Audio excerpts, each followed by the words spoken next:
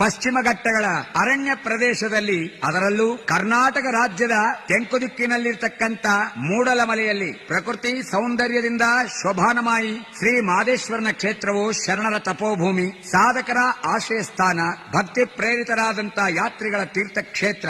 ಇಂತಹ ಪವಿತ್ರ ಕ್ಷೇತ್ರದಲ್ಲಿ ಶ್ರೀ ಮಾದೇಶ್ವರನು ಲಿಂಗರೂಪಿನಲ್ಲಿದ್ದು ಸರ್ವ ಜನರ ದುಃಖ ನಿವಾರಕನಾಗಿದ್ದಾನೆ. ಶ್ರೀ ಕ್ಷೇತ್ರಕ್ಕೆ ಬಹಳ ಹಿಂದಿನ ಕಾಲದಿಂದಲೂ ರಾಜ ಮಹಾರಾಜರು, ತಪಸ್ವಿಗಳು, ಜಂಗಮರು, ಪಾಮರರು ಹಾಗೂ ಭಕ್ತರು ಸಹ ಯಾತ್ರೆಗೊಂಡು ಪುನೀತರಾಗುತ್ತಿದ್ದಾರೆ. ಇಂಥ ಪುಣ್ಯವಾದಂತ ಶ್ರೀ ಕ್ಷೇತ್ರದ ಮಹಿಮೆಯನ್ನ ಭಕ್ತ ಜನರ ಒಂದು ಕೋರಿಕೆಯಂತೆ ಆ ಪರಮಾತ್ಮನಾಗಿರ್ತಕ್ಕಂಥ ಆನೆಮಲೆ, ಜೇನುಮಲೆ, ಕಾನಮಲೆ, ಗುತ್ತಿಮಲೆ, ಗುಳಿಗಂಜಿಮಲೆ, ಪಚ್ಚಮಲೆ, ತುಳುವಮಲೆ, ಚೆರುವುಮಲೆ, ಗಾಳಿಮಲೆ, ಮಂಜುಮಲೆ, ವಿಭೂತಿಮಲೆ, ರುದ್ರಾಕ್ಷಿಮಲೆ, ಭದ್ರಾಕ್ಷಿಮಲೆ ಎಂಬುದಾಗಿ 77 ಮಲೆಯಲ್ಲಿ ತಪ್ಪದೇ ನೆಲೆಗೊಂಡು ಮಾದೇವನೆಂದರೆ ಮನೆ ತುಂಬ ಭಾಗ್ಯವನ್ನು ಕೊಡುತ್ತಾ, ನಂಬಿದವರಿಗೆ ಇಂಬನ್ನು ಕೊಟ್ಟು ವಾಲಾಡಿಸುತ್ತಾ, ನಂಬದೇ